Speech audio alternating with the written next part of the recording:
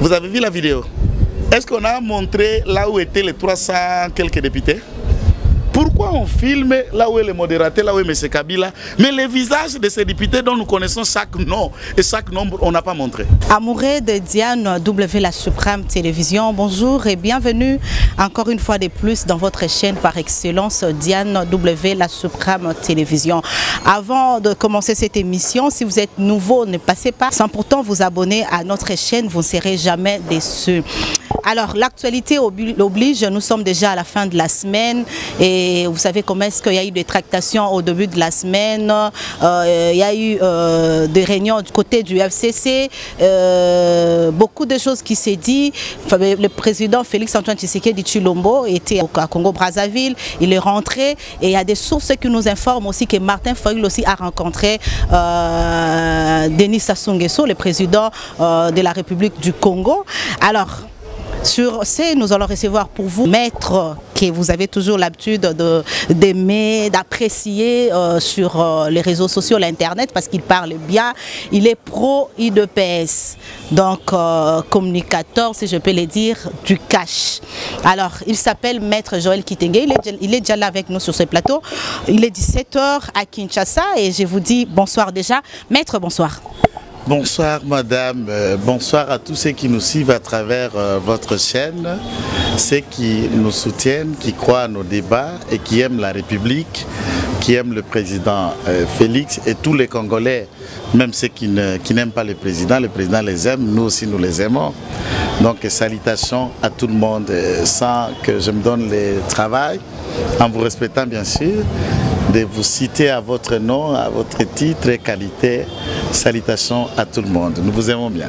Salutations à tout le monde. Moi, je salue comme ça Treshigito Mouchachuno. Ce n'est pas l'habitude pour moi de saluer les gens dans une émission, mais puisque c'est lui qui a demandé, je vous assure, c'est lui qui a voulu que je reçoive sur ces plateaux Maître Joël Kitenge. Maître Joël Kitenge, vous êtes politicien et nous allons analyser avec vous sur tout ce qui se passe en République démocratique du Congo par rapport à l'actualité politique. D'abord, j'allais oublier, avant de commencer cette émission, nous présentons nos sincères condoléances à la famille de Syndicat Dokolo qui nous a quittés hier à Dubaï suite d'une plongée marine et on nous dit que c'est son sport préféré, mais malheureusement ce sport l'a emporté hier à Dubaï. Maître, par rapport à cela, quel est le mot que vous pouvez poser par rapport à la disparition de ces dignes fils du pays? En fait, c'est une perte énorme à 48 ans. Syndicat Dokolo, les dévouements, les combats pour l'état de droit, les combats pour le mouvement citoyen, les combats contre les antivaleurs, les gens qui ont pris l'État comme de prédateurs pendant 18 ans. Syndicat Dokolo a été parmi les Congolais qui ont levé la voix. Alors qu'il avait l'argent, le moyen, il pouvait rester là, vivre aisément et paisiblement et s'en foutre de tous les autres Congolais qui souffraient. Il n'a pas regardé les leaks qui l'entouraient, les noms qu'il a, non seulement pour lui-même, même pour son épouse, mais il était là aux côtés de tout le monde. Pas plus de 1 mois, nous étions avec lui dans la famille de Rossi Mukendi, où il est allé voir la veuve et faire les gestes qu'il a toujours fait, un homme de cœur. Alors je voudrais que les autorités de Dubaï, donc d'Émirats, nous aident par les enquêtes, puisque moi je reste naturellement attaché au droit, que nous sachions, puisque c'est un sport qu'il pratique. Il a l'art et la maîtrise de cela. Mourir dans cet état de cause, moi j'ai des doutes. Puisque avec les prédateurs qui nous entourent au Congo, c'est facile qu'on aille payer des plongeurs ailleurs et qu'on vous élimine à Dubaï. Moi je voudrais plus parler d'un piste qui peut-tu avoir quelqu'un qui l'aurait retenu, étouffé, égorgé ou la mort liée à ça. Et si c'est là et la demande aussi de sa famille, je voudrais vraiment que les enquêtes, les autopsies éclaircissent sur sa mort. Mais c'est une perte, même s'il y aura rapport, même s'il y aura des gens, des coupables, mais ça ne va pas nous ramener Syndicat Dokolo. Donc si je comprends bien, Maître, aux zones dimaté que c'est une mort par plongée, comme on nous le dit. C'est que le rapport, puisque quand on meurt de manière naturelle, on a été à l'hôpital, on a été malade, tout le monde sait qu'il y a un rapport. Vous étiez là, interné pour telle autre cause. Hier on a été avec vous, le matin on vous dit non c'est un cadavre. Partout à travers le monde ça suscite enquête. jusqu'à ce que des messieurs légistes et des techniciens de la scène nous disent les circonstances et les éléments qui ont concouru à sa mort. C'est juste, ici moi je ne voudrais pas croire ou ne pas croire quand même. On est en train de faire avec vous l'émission. Même vous-même demain on vous apprend Maître Joël ou j'apprendrai Diane, mais enfin on va se poser des questions. Mais qu'est-ce qui s'est passé en discutant avec elle ou avec lui? Mais elle est en bonne santé ou il est en bonne santé, maître? Et toutes les questions vont pousser les enquêteurs, les inspecteurs pour nous dire, et moi je crois encore à la force du mal congolaise qui peut tenter de toutes choses. Et ceci me pousse à passer... Il était partant pour les consultations lancées par le chef de l'État. Ici me pousse à dire à tout autre Congolais, personne ne peut mourir pour ses opinions. Personne ne peut faire la prison pour ses opinions. Qu'il soit journaliste, politique, je ne suis pas obligé de partager les opinions avec tous les camps Kabila, tous les camps Fayoulou ou les restes. Et vous ne devrez pas me voir ici au plateau pour que je défende leur cause. C'est expliquer ce que je dois expliquer, défendre les causes qui constituent ma conviction. Est-ce que je dois être une bête à abattre puisque je ne partage pas vos convictions, je peux dire la vérité. C'est ça aussi l'état de droit. Nous garantit l'expression, la liberté d'expression. Et à ce stade, nous voudrions que le journaliste, les politiques, les enquêteurs, les défenseurs de droits des citoyens, donc les mouvements citoyens, les défenseurs de droits de l'homme, les droits humains, qu'on ne les tabasse pas, qu'on n'arrête pas, qu'on n'intimide pas, que les gens ne répondent pas puisqu'ils ont émis une opinion. Vous comprenez? C'est de la peur. Quand hier, on pouvait assassiner Chebeya dans un bureau de la police, dans la ville de Kinshasa, et c'est assassin de Chebeya, promis général, restez là comme l'intouchable, nous ne voudrons plus de crimes d'État ici. Ou un Kitenge Joël qui vous met mal à l'aise par les opinions derrière vos petits écrans, mais comment l'éliminer? Ça ne change pas qu'on ait tué Mouzin Kabila sans qu'il y ait d'autres Kabila qui se lèveront, qu'on ait tué Lumumba sans qu'il y ait d'autres Lumumbistes, que Tshisekedi du père soit mort sans qu'il y ait un Félix et l'esprit Tshisekediste qui anime Kitenge les autres. Puisqu'on parle... Les gens doivent cesser avec cette pratique. Je profite tout en présentant les condoléances à la famille Syndicat de manière claire à son épouse, mais également à tous les Congolais qui ont crié à son combat comme moi, comme les autres, que c'est une perte pour le pays. 48 ans, non, à flair d'âge. Voilà. Puisqu'on parle des arrestations arbitraires, on parle de meurtres provoqués par des personnes. Maître, on a suivi hier une vidéo sur les réseaux sociaux où on voyait Moïse Nyamugabo qui est en train, les gens ont qualifié cela d'une menace, qui menaçait l'honorable Moïse Ndonzangi. Avez-vous suivi cette vidéo? J'ai suivi une vidéo. Et je te le tout premier, je dis bien, je suis le tout premier. Je suis accro, honnête, à la nouvelle technologie, s'il faut le permettre les mots, un consommateur avéré. Et j'ai vérifié toutes les pages de presse et de mouvements citoyens attitrés. Personne n'a mis sur sa page « Stop, stop, stop, ne touchez pas Moïse Ndonzangi ». C'est juste pendant qu'il parlait encore, connaissant la méthodologie des autres. J'ai dit, nous n'avons pas besoin d'attendre que Moïse Ndonzangi a connu un accident. Il est mort ou pas. Et nous rappelons aux assassins de Mamadou Ndala, ça n'est fini, vous mettez la main à Moïse Ndonzangi et vous avez cherché votre retour dans votre pays d'origine, vous avez cherché la colère de tout un État. Si on touche à Moïse Ndonzangi, on connaît ses assassins. Si on touche à Moïse Ndonzangi, on connaît le commanditeur. Et ça, c'est clair. De Nyarugabo, de Rouberois, de Bizi Makara, de Grace Bouguera, de tout autre Munyamulenge qui toucherait Moïndo à la colère de tout un peuple derrière lui. Nous disons que les Banyamulenge sont des Congolais. Ça a été mon opinion. Et il dit qu'eux cherchent la paix. Ils sont là pour la paix. Et moi aussi, je dis qu'il n'y a pas la paix sans mettre le Banyamulenge dedans dans cette région. La paix dans cette région implique aussi les Banyamulenge. Qu'on le dise, qu'on ne blague pas. Ils sont Congolais. Ils le sont. Ils sont Congolais. Par la loi, par toute autre nature. Madame, vous êtes une des dames professionnelles de la presse. Le monde et ceux qui nous suivent savent qui vous êtes. Lorsque vous avez des enfants, épouse, vous avez fait des enfants. Ça s'appelle des enfants biologiques ou naturels. où vous adoptez deux, trois enfants de l'orphelinat ou de vos membres de famille. Vous aviez 2, 3 immeubles. À votre mort, il y a un jugement d'adoption. Ces enfants que vous avez adoptés, que vous avez vieillis, qui n'aura pas droit au partage de biens, qui aura plus de droits qu'un autre. Du point de vue légal, nul n'est supérieur à un autre, l'enfant né de la maison ou adoptif. Et la loi de la République, la Constitution, que moi je dis, elle est à retoucher à tout niveau, n'a dit jamais qu'un Congolais d'origine a plus d'avantages qu'un naturalisé. Si vous... Un avantage comment? Il n'y en a pas. Pourquoi vous parlez d'avantages lorsqu'on veut communaliser la partie de Banyamulenge, vous dites que c'est un avantage? Non. Il y a 3 débats dans ces niveaux-là. La création de la commune de Minembwe, qui elle est là, rattachée dans cette commune de Fizi, dans ce territoire de Fizi, proche de Mwenga, proche de Uvira, vous comprenez? Et à ce stade, c'est autre chose. La création de la commune, elle n'a pas respecté la loi. Il y a eu le racolade et la fraude. Ça, c'est la création du point de vue administratif. Elle devrait avoir le quitus de l'Assemblée provinciale, donc l'avis favorable. Ce qui n'a pas été le cas. Dans l'avis favorable, l'Assemblée provinciale a rejeté la proposition de créer de Minembwe une commune. Mais néanmoins, on en a adopté 3 autres territoires qui devraient constituer des communes rurales. En fait, la commune rurale, c'est quoi? C'est ce que nous appelions hier cité. Dans le changement des jargons actuels de la loi de 2008, les cités sont appelées communes rurales.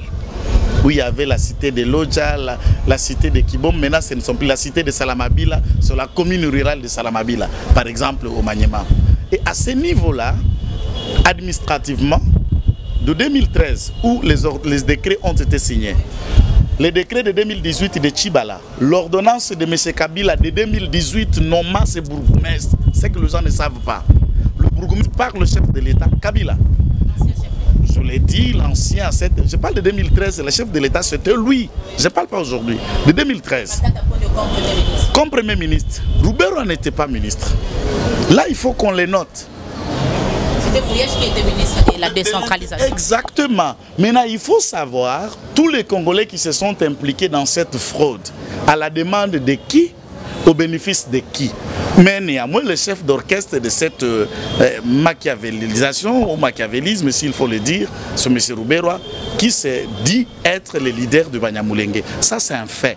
La procédure administrative, elle doit être corrigée, annuler ces décrets, et puisqu'elle n'a pas rempli les critères de devenir une commune rurale, là, c'est autre chose. Quels sont les critères, maître? Par exemple, le premier élément, c'est la superficie, et il faut que, pour que vous deveniez une commune rurale, vous ayez plus ou moins 20 000 habitats par kilomètre carré. Vous comptez comment on dit 20 habitants, ce n'est pas 20 000 enfants ou femmes, non. 20 000 habitats tels qu'on compte par kilomètre carré.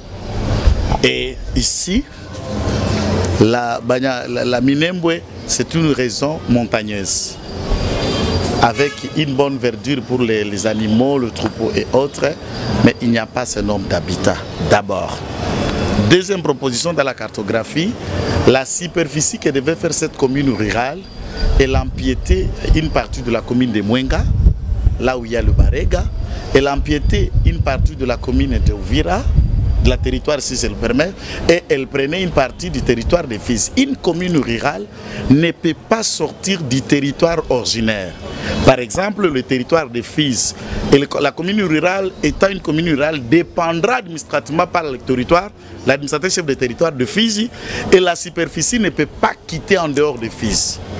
Quand la superficie prend en émiettant Mwenga, en émiettant Uvira, et là ce sont d'autres communautés locales, il y a Bafulero, il y a Babembe et les Rega, qui n'accepteront pas qu'on les empiète, qu'ils soient administrés par un autre coin.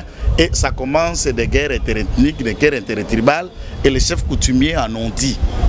D'où le respect d'abord d'empiètement, ça c'est pas logique, c'est un racolage frauduleux. Ça c'est du point de vue administratif. Minembwe ne répond pas à ces critères. C'est du point de vue administratif. Mais du point de vue identitaire, j'ai vu beaucoup de Congolais tout dans un tout. Du point de vue identitaire, il est vrai qu'ils sont venus comme des réfugiés. D'autres il est vrai qu'il y a un poignet qui était là avant 1960. Je l'ai dit et je l'ai répété. En 1954. Bien sûr. Ceux qui étaient là avant 1950 sont congolais. Puisqu'au sud Kivu, il y a même une communauté qu'on appelle le Barundi, qui aussi sont venus du Burundi et ils constituent tout un état de population. Ils sont là et ils sont congolais. Ceux qui sont venus à 53 maintenant, ceux qui sont venus à 59, il y a le vague maintenant de 62 de la répression du roi Bugiri. Avant son assassinat, donc le roi de Tutsi qui était là, le roi du Rwanda qui était assassiné plus tard. Et après l'assassinat de l'autre, le massacre, la représailles, ils sont venus. Et c'est cette vague de 62 qui a bénéficié du soutien d'un des membres de leur communauté, le tout-puissant Barthélemy Bisegimana, qui est tout le directeur de cabinet de Mobutu. À l'époque, ici de la même communauté. Là, de manière collective, Mobutu va leur donner la nationalité. En 2003, je saute pour le débat qu'il y a. Bon, avant 2003 d'abord, l'entrée de l'AFDEL en 97, il y a eu le Banyamulenge qui ont pris les armes pour revendiquer cette identité. Et en appui, il y a eu des Congolais côté de Banyamulenge comme Mouzé et comme Kisasi qui était en même temps Banyamulenge, en même temps Katangé. Puisque sa mère Katangé, son père était Tutsi et originaire du Rwanda. Et de cela, il y a eu un apport des Rwandais. Donc il y avait Banyamulenge, Congolais et Rwandais qui a constitué l'AFDEL. Là maintenant nous étions envahis par un vague des Rwandais qui ne sont ni concernés ni avant l'indépendance, ni pendant la répression du roi Bugir, ni pendant les réfugiés. Pour ça c'est Mobutu, ils sont venus comme l'effort de guerre. Pour rentrer, ça a posé problème. Et rapidement, ils se réclament tous être Banyamulenge. Entre-temps, les Banyamulenge étaient ici et sont venus en appui avec Laurent Désiré Kabila. Ils sont de Rwandais, de James Kabarebe et les autres, Bizima Karamouheto, même lui et les autres. On y a dit la même chose. Bref, beaucoup de gens se posent sur ma prononciation. Je suis né et grandi à l'Est. Vous avez des ré lorsque vous parlez ré. Je suis né et grandi à l'Est. Et pour la petite précision, un jour on va, je suis Kassayan. Un jour on va le dire. Je suis venu comme Kadogo à l'entrée de l'AFDEL. Okay. Exactement, j'étais Kadogo. Un ancien rebelle. Bon, oui, non, à ce temps-là, on n'était pas rebelle puisqu'on voulait chasser Mobutu. Donc, le jour arrivera, on peut vous dire, je dis des choses que je maîtrise bien pour avoir marché avec les Rwandais, les Banyamulenge et les Congolais. Moi aussi, je suis Congolais. J'ai marché avec eux. Donc, je parle couramment un certain nombre de langues de l'Est. C'est là où je suis né et grandi. Mon père, il travaille là-bas. Ne pas confondre avec les Banyamulenge. En 2003, je voulais terminer cet aspect avant que tu poses. En 2003, les accords globaux inclusifs à Sud-Afrique, il arrive qu'en Afrique du Sud, on discute les dialogues intercongolais. Maintenant, dans les dialogues, si les Rouberois, les Bizima, Biogracias Bugera Nyarugabo et les consorts étaient des Rwandais, on allait faire accord, dialogue inter-congolo-rwandais. Les dialogues étaient intercongolais et dans cette table, Roubero et les autres y étaient. Ça veut dire que vous les reconnaissez, cette nationalité. Il a été vice-président de la République, vous le connaissez. Il a été candidat président de la République. Nyarugabo a déjà été numéro 1 à la SONAS, sénateur, député. Ils y sont nombreux. Beaucoup de professeurs à l'Inikine et autres. Il n'y a pas que eux. Et là, je rappelle à la République que nous avons le réel problème qui nous guette avec les Mbororo, qui sont des originaires du Sud-Soudan, et ils sont là depuis des années. Ils ont déjà des enfants avec nos femmes et nos filles. Les vieux qui sont venus en avance sont morts. Il y a la classe jeune qui sont nés au Congo et ils constituent une communauté. Ça va poser un problème. Nous avons un problème avec les ADF. Les ADF, c'est qui? C'est l'armée régulière de l'Ouganda du temps de Idi Amin Dada. Dans la chute, lorsque Yoweri Museveni chasse Idi Amin Dada, cette armée a pris refuge ici. Depuis la chute d'Idi Amin jusqu'à aujourd'hui, ça fait plus de 30 ans. D'où les jeunes ADF sont congolais puisqu'ils sont nés ici, le droit est clair. Il y a nos enfants et nos enfants qui ont eu des enfants avec eux.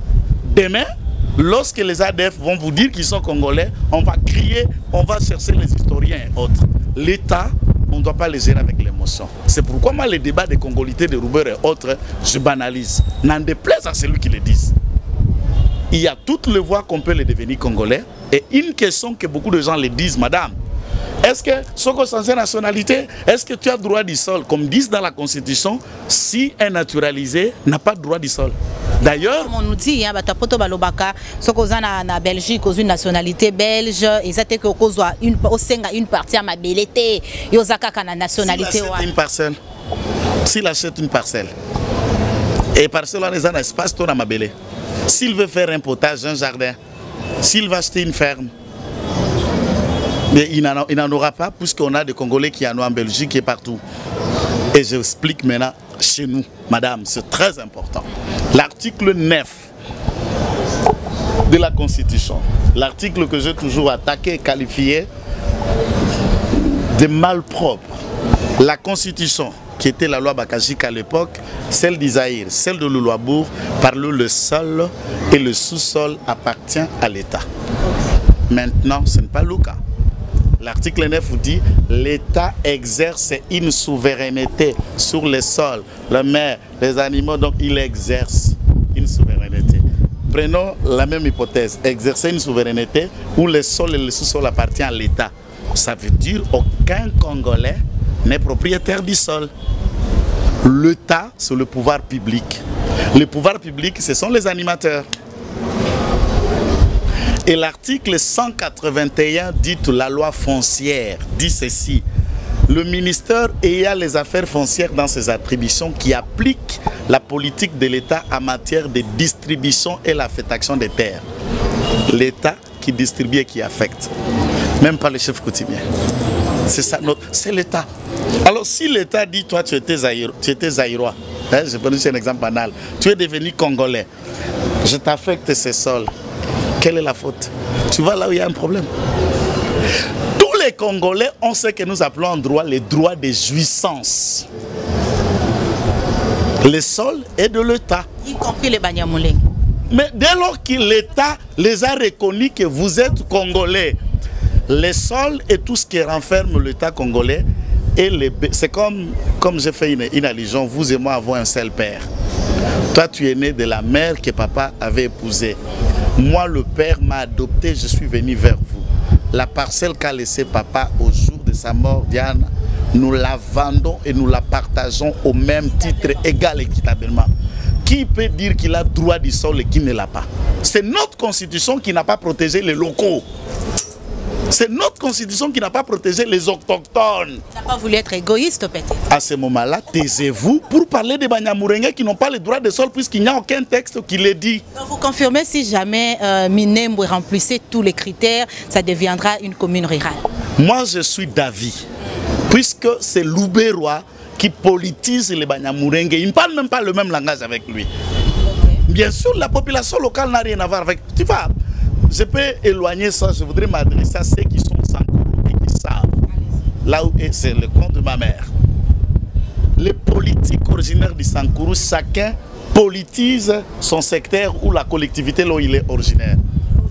Vous n'y entrez même pas. Vous regardez quand on brûle les maisons, coupe de tête. C'est puisque vous faites partie du camp de M. Tel et de M. Tel, on vous coupe la tête, on politise. C'est ce que Roubeiro, pour trouver des poids, des tours à négocier à Kinshasa pour devenir ministre, il faut politiser la communauté cultivatrice, éleveur, qui n'a rien à voir avec la politique. Ils ont besoin juste d'avoir où manger, soigner leurs enfants, les envoyer à l'école, vendre leurs vaches, un point barre. C'est les leaders politiques qui nous politisent ici. Même l'affaire Kamuna Sapuiso Kassai. C'est créé par Kankou, créé par Boussaba et autres, mais des milliers de morts. En ce temps, la famille de Boussaba sont ici à Kinshasa en Europe. Personne n'est mort dans le conflit. Mais ils l'ont créé. Pourquoi? Puisqu'on veut rester leader du coin. C'est ce que Roubeiro veut. Rester le leader de Banyamulenge. Attention, il joue avec le feu. Les Banyamulenge veulent vivre avec les Bafouleros. Il est soutenu par ses frères. Qui le dit clairement. Nous sommes frères. Nous n'avons que deux choix. Soit de vivre ensemble, soit de mourir ensemble. Mourir ensemble et lui et Roubeiro, s'ils veulent mourir ensemble, d'accord, nous les acceptons de mourir ensemble. Non, non, non. S'ils osent ça, non, je vous l'ai dit, s'ils osent ça, ils cessent à ce qu'on les écrase. Et on n'a pas besoin d'écraser les Banyamulenge. Sur coup. Non, je vous l'ai dit. On n'a pas besoin d'écraser Banyamulenge. On a besoin d'eux. Économiquement, ils sont forts. Ils sont dans l'armée. C'est 450 officiers militaires originaires de cette ethnie. C'est ce qui craint aussi. C'est ce qui craint aussi. Ça peut susciter les guerres ethniques et tout. De guerre ethnique, d'Ijar Banyamulenge, on n'en a pas peur. Il ne faut pas qu'on fasse expliquer. Ils sont minoritaires. Minoritaires par rapport à quoi? Et tu connais les pygmées? Tu en as déjà interviewé combien de pygmées? Ils représentent quoi ici? Vous connaissez un seul bourgmestre pygmée, un seul administrateur du territoire pygmée? Et dans l'histoire, les premiers occupants du sol congolais, qui était la forêt équatoriale à l'époque, sont qui? Ils représentent quoi? Combien de médecins? Il n'y a qu'un seul qui parle ici à Kinshasa. L'unique et le seul médecin pygmée, c'est celui-là. Et je vais vous dire, au Katanga, il y a une ethnie que les gens savent, généralement, pas pour les insulter, Mounirumi et Siwatusi, les Balamba, l'ethnie de Katumba Mwake. Avant que Katumba Mwake devienne le tout-puissant Katumba Mwake, il n'y a aucun membre de cette ethnie qui a atteint cet échelon. Katumba était gouverneur du Katanga, puisque cette ethnie, généralement, ce sont des domestiques et des bonnes. Des petits travaux dans les maisons Katanga, ils sont voués à ça. Ils représentent quoi? Avant Katumba Mwake de devenir gouverneur, de devenir ce qu'il était devenu. Il y a des ethnies qu'on n'en parle pas. Même les Babembe, ici, c'est Moïse Katumbi et Jean-Claude Mouyambo qui se sont imposés dans cette hôtel. Ils y sont combien? Les Babembe qui se sont posés. C'est une ethnie ici du Katanga. Avant Moïse, avant Jean-Claude Mouyambo, il y en a combien qui se sont imposés dans l'échiquier national comme un leader? Ils sont minoritaires ou prioritaires? À part le fait d'être empoignés au Katanga, la grande majorité sont en Zambie. Ils représentent quoi? Alors, il ne faut pas parler de majorité, de tout ça. C'est le fonds de commerce de M. Rouberois. Et là, il doit arrêter. S'il a besoin de s'intégrer, de vivre, et nous l'acceptons en tant que tel, il doit comprendre qu'on ne politise pas une origine, un peuple pour saturer de révérences. Et nous, Congolais, nous devons réfléchir. Si aujourd'hui il y a débat entre nous et Rouberois, il y aura un vrai débat entre nos enfants et les enfants de nos enfants avec les petits-enfants de Rouberois et de Nyourgab. Donc, on se pose des questions. Pourquoi seulement en ces moments-ci qu'il y a cette... C'est M. Kabila. Vous cherchez les raisons où on ne crée pas une commune rurale. On en a créé combien? 310, dont 270 communes rurales et d'autres nouvelles villes. Une telle décision, Matata ne peut pas prendre si ça n'a pas fait l'objet d'un débat au Conseil des ministres. Et qui présidait le Conseil des ministres? M. Kabila. Pensez-vous qu'il n'était pas d'accord? Et deux dispositions qui accompagnent un décret ou une ordonnance. Et le présent décret abroge toutes les dispositions. L'installation n'est pas en son temps. L'installation, c'est quoi? Quand un arrêté, un décret qui vous dit ce décret entre en vigueur à la date de sa signature, ça veut dire depuis 2013, du point de vue pratique, c'est déjà actif. Et le journal officiel a déjà... En ce temps, c'était une infraction déjà. Mais bien sûr, c'est ça que la décision entre en vigueur à la date de la signature. Et quand on nomme ces bourgmestres, c'est le 28 décembre 2018, nous avons voté le 31 décembre, madame. 3 jours avant qu'il y ait élection, ce monsieur nomme le bourgmestre. Il crée déjà sa bombe. Pour vous, tout a été déjà préparé? Tout était déjà préparé, puisqu'il faut aussi noter que Kabila y est grandi dans cette communauté. Hein? L'accord de Lemera que vous parlez, Lemera c'est un des villages de Fizi. Si vous ne saviez pas, ce n'est pas ailleurs. Lemera c'est un des villages de Fizi. Et Wabora c'est un des villages de Fizi. Kakobo et autres, tout comme nous parlons de Minembwe. C'est dans les grands hauts plateaux. C'est là où il est né, c'est là où il a grandi et il connaît tout le monde là-bas. C'est sa communauté aussi. Tout ce qu'il a créé, il le sait. Et il en a piégé puisqu'il savait que c'est Tshisekedi. Et l'objectif, c'est de mettre Tshisekedi dos à dos avec la communauté Banyamulenge pour les fonds, puisqu'il n'est pas seulement l'autorité morale des députés qui sont ici. Il est l'autorité morale de l'ensemble des groupes armés qui agissent à l'Est. C'est lui, le monsieur de Kingakat, qui est l'autorité morale. C'est l'invitation dommageable, mais... Est-ce que je perds de ce que je dis? Je peux le répéter à 3 fois si tu le veux. Ce sont mes propos et j'en suis responsable. N'ayez pas peur. Voilà. Voilà, c'est maître Joël Kitenge. Vous avez toujours l'habitude de le suivre. C'est comme ça qu'il est maître. Parlant de, puisque nous parlons de Joseph Kabila, il y a eu une réunion, il s'est tenu une réunion hier à Kingakati. Plus de 300 députés ont renouvelé leur fidélité, loyauté à Joseph Kabila.